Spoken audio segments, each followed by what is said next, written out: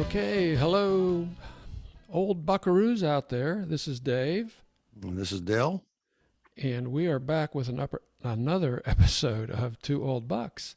Once again, Dale is Zooming, coming in via the Zoom waves from somewhere. I kind of suggested to him that he look at the Muscle Shoals recording studio in Alabama, since everybody's recorded there, so why not us? But he's kind of suggested maybe he's got some better ideas. But anyway, Dale, you want to tell us where you are, or are we going to keep it a mystery again? No. I looked at that Muscle Shoals. Oh, auction. You did? Okay. I actually looked at that. That's kind of high up. That was kind of a bit out of my high rent. No, it was kind of out of my route there. So I said, I think maybe. Yeah. Okay. I think maybe. If I was just use the Wi-Fi on a parking lot of a Red Roof Inn or something, it would be good enough for this. Well, that would be that would probably fit our budget better. Yeah. Our budget of $0. All right, okay. Enough of that silliness. No, I'm actually not moving today like I was when I was. Yeah, you were up on top of the hilltop. We could hear the wind blowing in the background. That was crazy. So I'm glad you're. But Muscle Shoals is an interesting place. That's not a big place, is it? Not a big place. Yeah. Big enough to have a recording studio that everybody wants to record. Well, we'll have to maybe get an invite to go there. They might say, "Hey, listen, you guys better come up there because you're almost famous." Almost. Hey, I want to tell you about an episode I had on Craigslist here. You probably know I sell a bunch of stuff on Craigslist. I've sold a bunch of stuff for the nonprofit that I worked for a number of years. Should we clarify? Hey, Dave, should we clarify this stuff is generally in a certain medium? It's not like used pencils or tree limbs or stuff like that. You actually have a sort of limited area, don't you? Well, you're not all over the board. No, a lot of bicycles for the nonprofit that I volunteered for. I've moved out of 2 or 3 houses in the last couple of years, so there's always stuff you have to get rid of. You have too many refrigerators or something. And so I've sold a lot of that stuff on Craigslist. And I've learned over the years what works on Craigslist and what doesn't. Mm-hmm. And who really wants to buy your stuff and who doesn't. Mm-hmm. So I've evolved to the point where when I list an item on Craigslist, I describe the item, and I try to describe it with a little more interest or flair than you would normally have, maybe to catch somebody's eye. Yes, you have flair. I have flair. That's me, Mr. Flair. I've never sold anything on Craigslist, so I can just. I'm teaching you something here. I know. This is great. Because I have no flair. The second thing that I've learned to do is I write, if you can read this, the item is still available, because inevitably, the first 10 people that hit you will say, is it still available? I mean, I've had people, hit me a minute and a half after I post it, and they say, is it still available? I get tired of answering. I say, so I wrote that in there. If you can still read this, it's available. Because otherwise you take it down. What happens? Well, once I sell it, as soon as I sell it, I take it down immediately or almost immediately. Okay. In those cases where I have several people interested in, I send them a courtesy note and say, hey, sorry, somebody got here ahead of you and it's gone. They say, thank you. Okay, great. That's clever. Clever. So carry on. Okay, carry on. The other thing I do is I kind of have a little jab at the scammers, because another thing that you'll get on Craigslist all the time is, let's say I have a bicycle there, and I'll get an inquiry and it'll say, I'm really interested in your item. When can you sell me your item, or something like that? And they don't say what it is. They say item or your product. So that's a bells and whistles go off for me right away. That they're not even looking at the actual picture or something? This is some scammer, okay? Oh, okay. So I always put the little disclaimer there. I say, Nigerian funds not accepted, or something like that. Something that's probably. I don't want to tick off any Nigerians, but. I think I'm following you on this. So you're trying to make it simple. I'm trying to make it simple, clear. I say, okay, I know there's scammers out there. Go bother somebody else. I've been down that road. I'm trying to do it in a real nice way. So here's the last thing I posted on Craigslist. This was a wheel set for a friend of mine. He bought a new carbon wheel set for his bike, super duper wheels. And he asked me if I would sell his old wheels on Craigslist. I said, sure. These are two bicycles wheel, front and rear wheel, right? Right. Nice Okay. wheel set. Okay. And so I put a description on there. I say it'll fit this many gears, blah, blah, blah.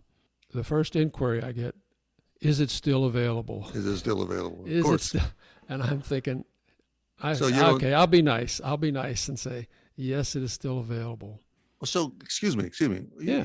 You're answering these. This you're is sort of email. talking- This is email through Craigslist. Okay? Oh, okay. It's via that. So that they initially hide your real name or your. So Okay. you're going through Craigslist. So you're talking through them. You're talking through Craigslist, yeah. So there's a record of it. And let me just say this. Yeah. I know when you say bike wheels or you say some kind of a bike part, that would clearly mean somebody who is interested in that specific high carbon fiber rim. You know what I mean? You would assume you'd eliminate 99% of the people straight away would not even have a clue what that was. There are what that was. categories on Craigslist, and there's a bike category, and then there's a bike parts category. Yeah. So I would put this under bike parts, and so that's where you would find it. Wow. Yeah. Okay. So anyway, so I thought, okay, I'll be nice to this guy. Say, yes, it's still available. The second question is, will it fit a 10-speed cog? Like, well, that's what it says in the description, so I guess it will. It still will. So he's basically asking you the question that I've already answered. That you've already itself. specified was part of the reason of how it works. Oh, I thought, interesting. Okay, I scared him away. Sure enough, he comes back later and says, I'm interested. Turns out he comes out, he loves the wheel sets. I have to take the cassette off his old wheel and put it on a new wheel for him. And so it all worked out. And he was not a scammer. We had a successful transaction on Craigslist, but I've had a lot that are pretty strange. So basically, once they say, I will take it, you at the agreed upon price, right? Is that how that works? Then you make sometimes, we generally will agree on a price before I say, come on out and pick it up, or I'll meet you at the mall and meet you in the parking lot and swap or something like that. Yeah. Okay. The other thing is if I've got it listed for $100, and some guy comes in and says, I'll give you $20 for it today. And you say, I normally reply, special price for you today only, $150. So at the end, the culmination of this whole thing, after you do this, and some I'm sure, with all the stuff you sold, I'm sure is just straightforward, but some of them are just cracking you up with these same questions, and eventually the sale involves it being shipped or handed over, or the exchange of funds and exchange of products somewhere somehow. Since I've never done it, I'm curious. Yeah, hey, so there's this, there's some haggling that goes on, haggling back and forth. I have a suggestion. All right. I have an idea. This is something that I've thought about a long time, and this started once when I was buying tires, or I wasn't really buying tires. I was fixing a tire, and they're always trying to sell you 4. You know what I mean? They always say the little thumbtack that's in your tire is in the wrong place. We got to replace them all. You got to replace everything. So I was there in the counter at the tire store, and somebody walked in, and I sort of stood aside or something, and they asked some questions. They said, I see, I think that's too much. For some reason, he left. And I said to the counter man, I said, look, I see you had some trouble trying to convince this guy that this is a true story too, that you're trying to convince. I presumed it was a true story. It is I know. I wouldn't. You've been telling me lies lately, or what? What's going on here? I don't make these things up. This is the true story. So I said to him, look, would you be interested if you hire me? I said, I'll go up to the sidewalk. I'll set a table, a little card table and a chair in the sidewalk up in front of this building, and I'll put a sign on it that says second opinion, 25 cents. And then, okay. I mean, how could he say no to that? And I said to the guy, I said to the guy, look, and then when they come in and you give them this price, and they get all upset about it or didn't like it, or say, would you like a second opinion? You could go to the, and he points to me, of course, He points to you. Points to me sitting on the sidewalk on a chair. And I, of course, I'm in cahoots with him. So if someone did come out to me and say, what do you think of the tires he's offering us? Oh, you know how to buy those. You ought to buy those tires. I tell you that even he was laughing at that. He thought, and I said, man, oh days, what a gimmick that would be if you went by a place that has a parking lot or something, or, you know, there's somewhere there was a sidewalk there, and you see this table and chairs, a man sitting there with a sign on it says 20, second opinion, 25 cents. I think you should do that. Yeah. And then, I'm challenging you to do that. And then, the owner of the store says, well, you want a second opinion? He just pointed to the guy out there, which would be me in that case. Would be you. I'm the first one to think of it. Okay. So that's like, a novel idea. That's kind of earth-shattering. That's an earth-shattering idea. We got to come up with. So here's another one that I always thought would work. Okay. I always thought it would be cool to you walk into like a car dealer, especially a car dealer, with the way they operate. You walk in, you have a number on the car. You walk in, and they have maybe a suggested retail price on it or whatever. And you think, I don't want to go through this whole sales routine, this back and forth and all this stuff. And then you walk in, you say, I'd like to speak to the haggler. And the haggler is maybe only comes once a month or once a week or something. He's just the guy that comes in. You walk in and say, hey, car number 623, I'll give you so many thousands of dollars for that car as is. And then the haggler, he starts. Talk to the haggler. Yeah, and then, you just go right to the source. But he's not like there all the time, because they have salespeople. You got the guy that leaves and comes back, and the boss signs off on something. Let me take this offer back and forth. There's all kind of crazy stuff. Yeah. You walk in and say, let me go right to the haggler. Let me go right. Just cut all these other intermediate steps out where you walk out of the room, and we're thinking you're actually talking to somebody else, and you're just using a green pen instead of a red pen. Yeah. I mean, you're wasting all that time. Pretty clever. Yeah. All that time. And the thing is, I want to go right to the haggler. You walk in, you make him an offer, and he said no, and then you said okay, and you walk away. You don't have to get hammered with sales pitches and all this stuff like that. You just say, I'll buy that car for this. He said, no, give me another 10 grand and you can take it or something. And you say, no. And then maybe you realize how, but the haggler would be a special occasion. Like it would be a big announcement. Come to Joe Blow's. Yeah. A big announcement. Come to the car dealership, because the haggler is going to be there, and he's going to sell 10 cars. Anybody willing to pay list price, don't come that day, right? Yeah, I mean, just come another day. But I'm thinking the haggler would probably, he would be set up in advance to know that what kind of margin. But I thought about this: the haggler could be in a position where they say, normally we make $35,000 on a car, but we'll take 5. Just to move a couple of them. Sure. And you could get lucky. You could get lucky on the haggler day. And man, I'm thinking, what a draw that would be. I'm gonna say, man, I'm gonna shop for a car. I need a deal. So let me wait till the haggler gets down to the, to the Ford dealer, and I'll try my luck down there. Maybe I can get that one-on-one. And maybe it's only for selected cars. The other ones he wouldn't deal on. Yeah.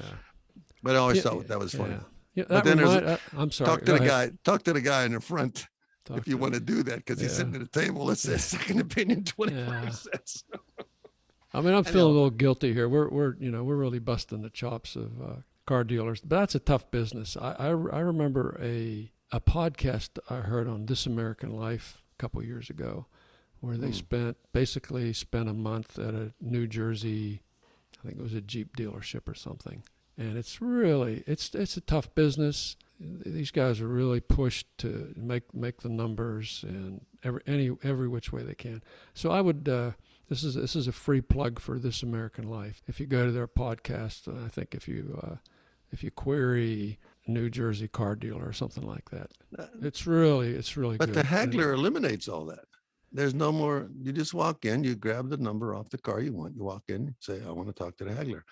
Bada bing, bada boom. You know what I mean? Okay.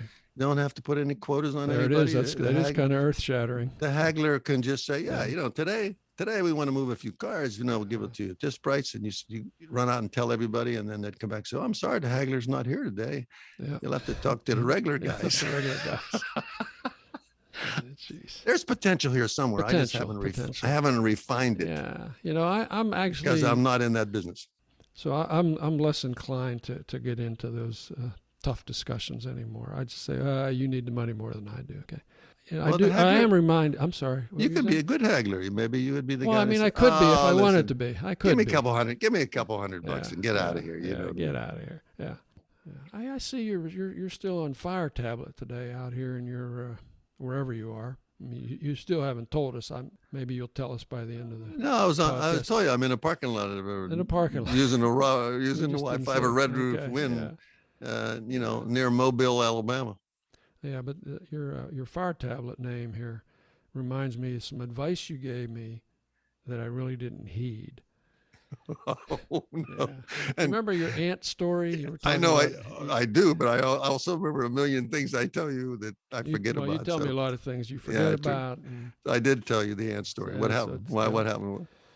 Okay, so I was taking a walk down the sidewalk today, and one of my neighbors is coming in the other direction. We stopped to talk. We both stepped off the sidewalk in opposite directions. So, do our social distancing. And we're talking for a minute, and pretty soon...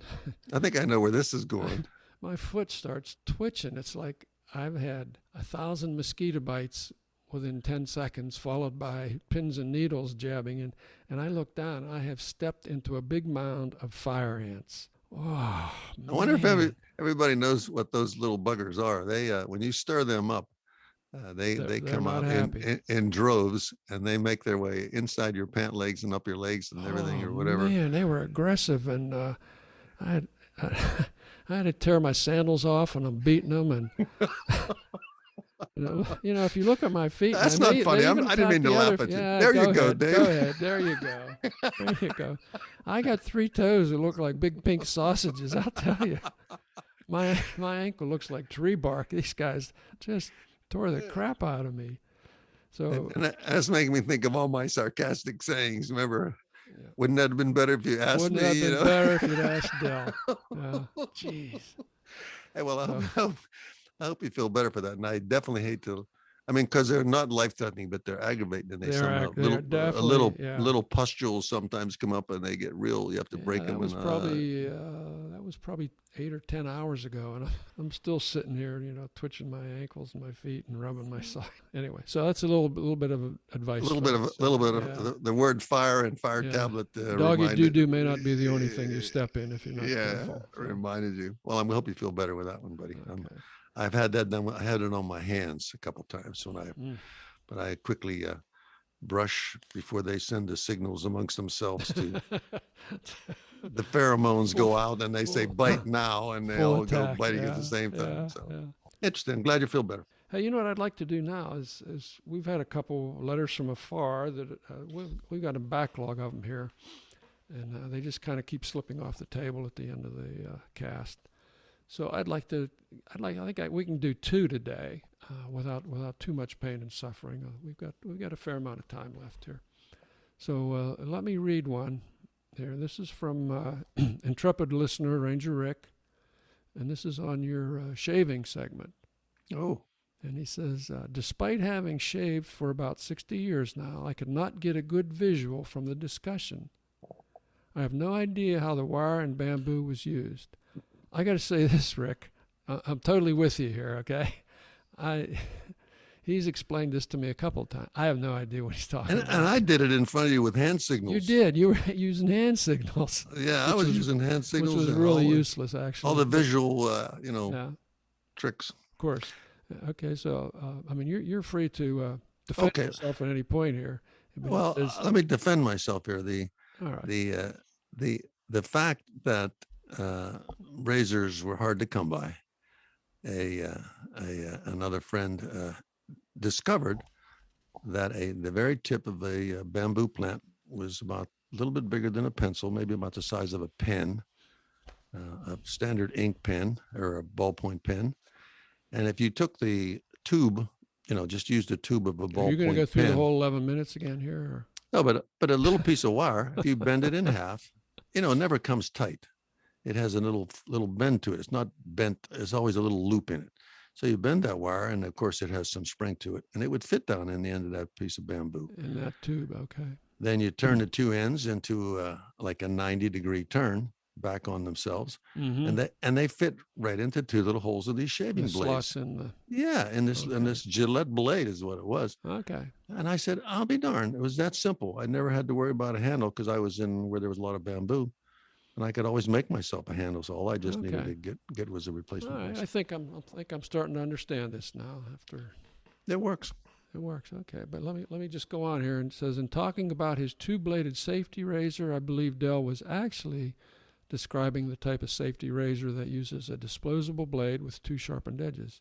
Yes. I think you did describe that there. I don't know, Rick, you might have been nodding off for that part. So it's 1-1 now, right? I was about 16 minutes one for into Rick it, and one for me. If you were nodding off, I was with you, buddy. He says, it is old school and no surprise there that many people believe it shaves better than a cartridge razor and disposable razors with multiple blades and has economic advantages. Well, I think you said that too, actually. 2-1. I think you said all of those, yeah. I did. And he said, well, but he makes a good point here. He said, I wish you had pointed out that any razor having a protected shield next to the blade can be considered a safety razor, distinguishing it from a straight razor, a.k.a. cutthroat razor. That would, probably some people might have thought you were talking about a straight razor, maybe. I don't know. Have you ever used one of those for any reason? Not myself. I've had barbers shave me. With those things. Shave my hairline. When we were kids, I remember they used those. Remember they used to use those around the... when we were around your ears. But I've tried using one of those. And I think if you get the hang of the angle that you hold that thing, I think one time I practiced with some hair on my arm, and it actually works quite nice. I said, boy, but I don't see how I could work it around, the little nuances of someone's face. So I never went that route. Anyhow. Okay. So anyway, so that's thanks again to Ranger Rick for keeping us on our toes here. And might I make a comment that you might. The letters that you share with me. Yeah. The letters that you share with me from the Ranger is quite insightful. I got to admit, he's a good guy to have around. Well, he looks at his subjects and he actually thinks about it, and he comes up with it. I said, it makes sense. Or if it doesn't make sense, he lets you know. He tells us, yeah. I didn't. I skipped the scathing letter he says. Yeah, I appreciate that. We took it as constructive criticism. So thank you. Thank you. And anybody else who has comments, they can send it to BUCKSTWOOLD at gmail.com. Yeah. Thanks, Ranger. Speaking of that email address, here's something you'll be interested in. I don't know if I forwarded this to you or not, but it looks like a great business opportunity for us if we wanted to branch out. Okay, the title of it is Investment.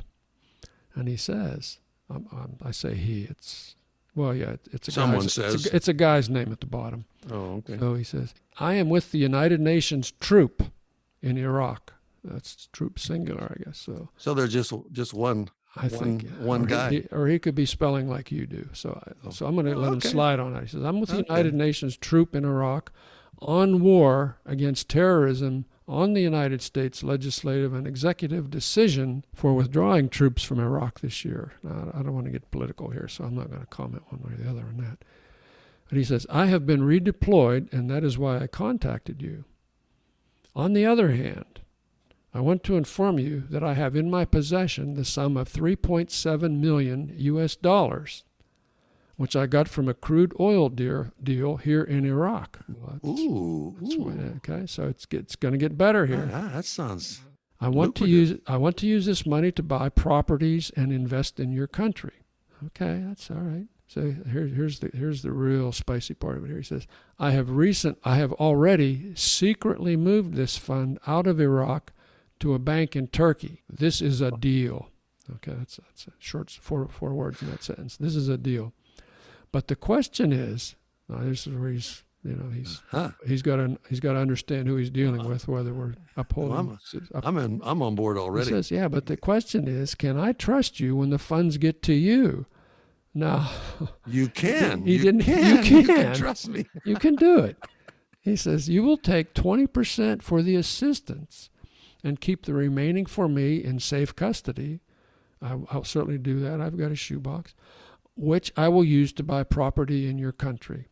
Await your reply to my private email below. And now he's got a guy's name here. I'm not going to say the name because it's clearly not who he really is. And there's a Gmail address that he gives below that. That's his personal private email below. And I'm tempted to give this, but I'm not going to do that. I would say all 3 or 4 of our listeners should send an email to this guy, but I'm not going to do it because you're just going to get your email is just going to get on their scammer list here. So here's the question I have for you, Del. He says he's going to give me. I guess he means us, so I'll split it with you. Okay. So he says he's going to give us 20% of the 3.7 million. What's 20% of 3.7? How much are we getting? Tick, tick, tick. Excuse me, I have to go to the bathroom. I'll be back. You're the ex-math teacher. Come on. I have calculators in front of me. That was a trick question. That wasn't. In fact, the people that I would say tend to bite on this stuff. That is quite poorly written in my view. But some of them sound so good. And then you think, well, in order to get us started, send me $700 in stamps so I can send you the money or something. And then, but anyway, I think we got to pass, Dave. I think you got to give up on it. I don't think it's a good deal. But you wonder why these people keep doing this. Apparently it works somehow, I think it does. Somewhere, some way. What's the there's some mathematical algorithm. It's 740,000. I know you were going to bet half the night worrying about how much money you weren't going to get. No, there's if you do something often enough, if you can appeal to 3 million people, to send me $1, and you only get 1 million to do it, it's still pretty lucrative. So so we'll let that one pass.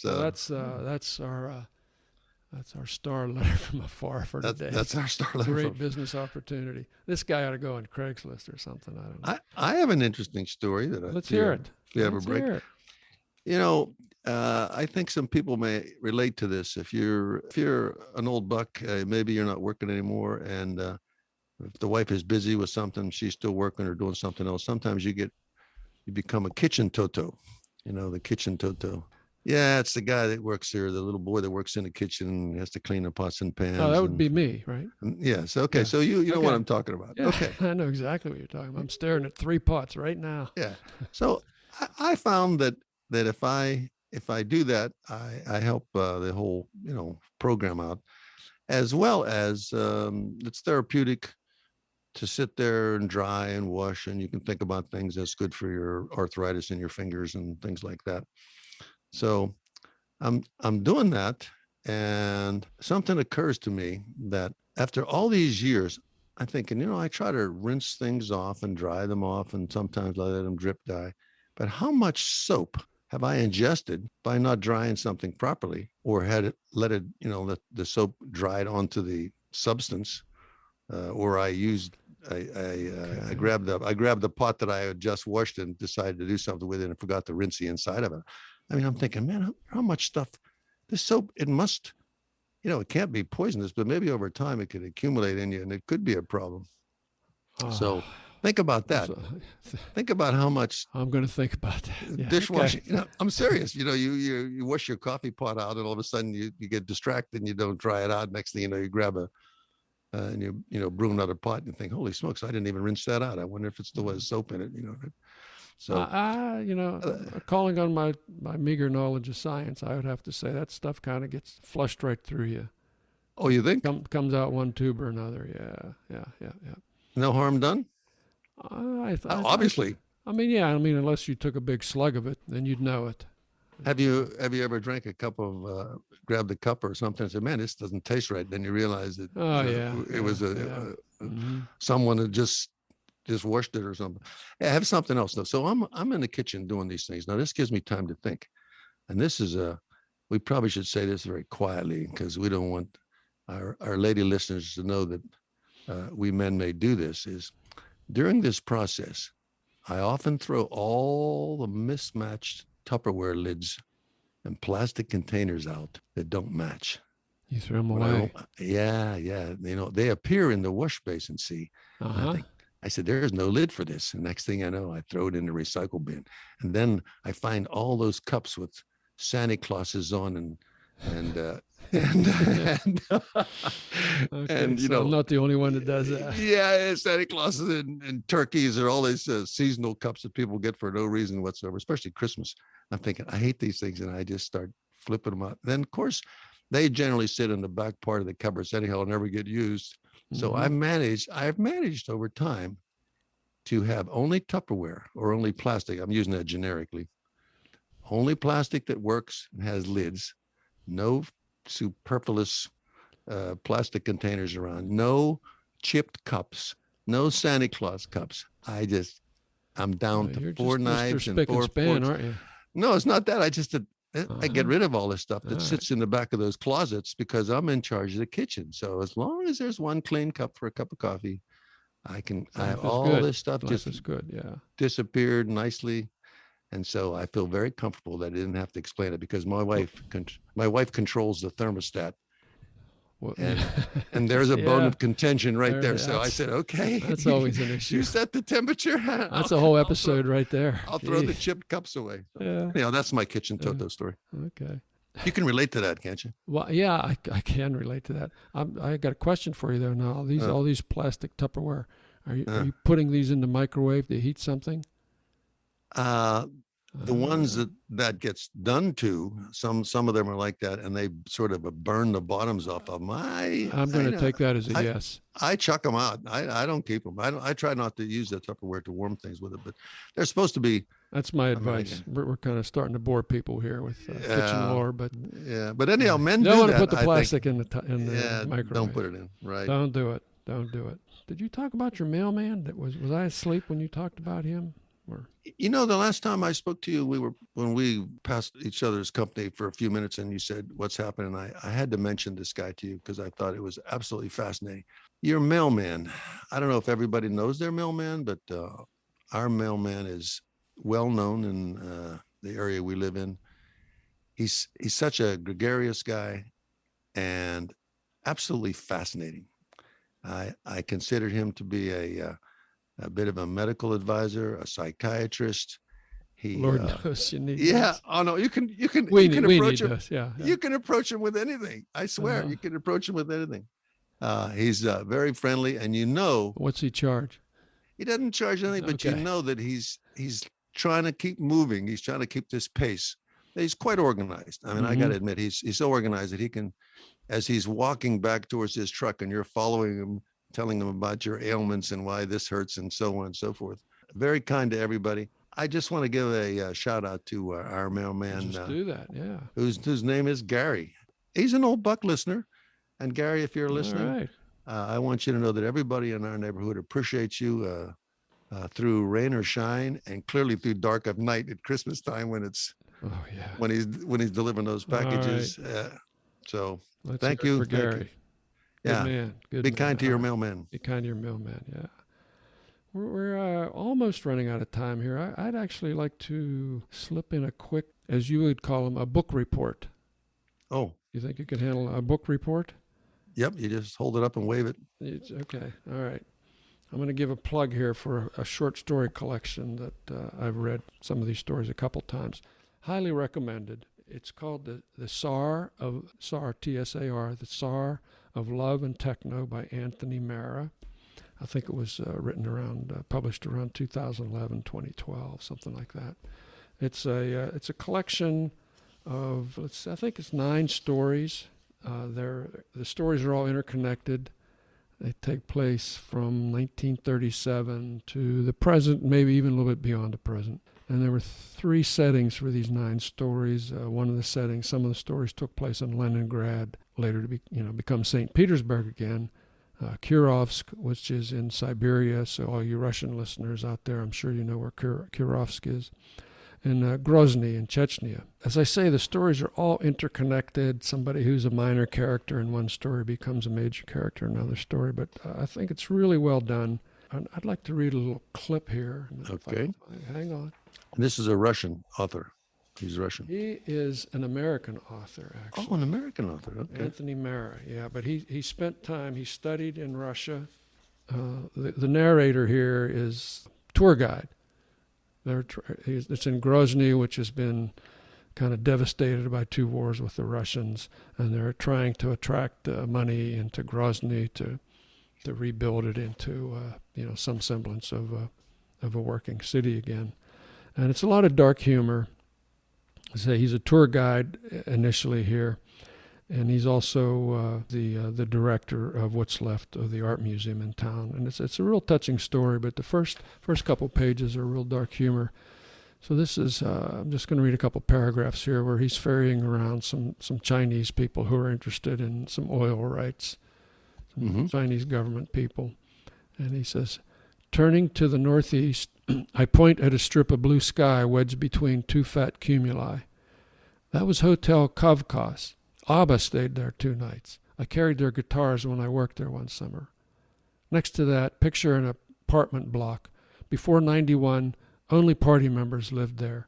After 91, only criminals. No one moved in or out. None of the oil men smiles.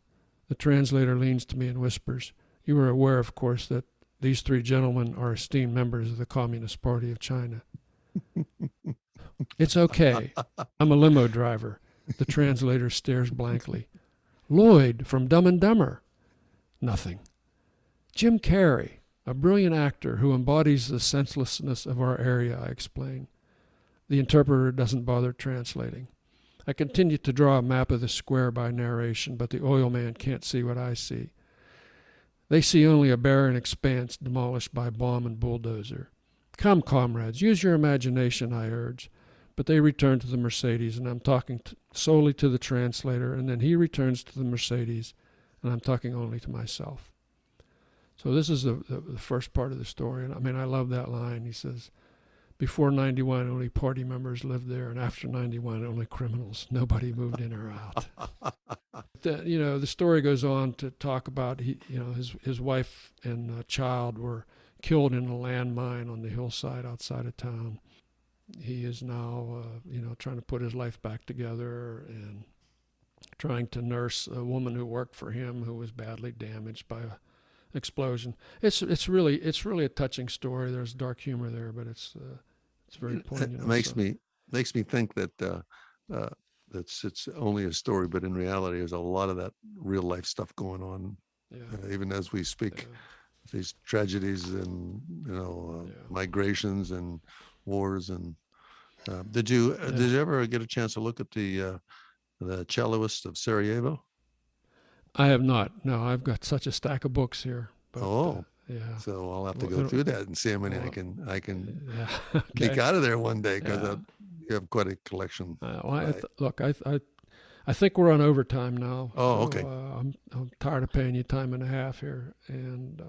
So you pay me time and a half too, so it kind of balances roof. Out when you think about it. The security guard at the Red Roof Inn is they're circling banging. the car. All right, so I'm going to say I'm Dave. This is Old Buck Dell. Old Buck Dave, and we are the 2 Old Bucks.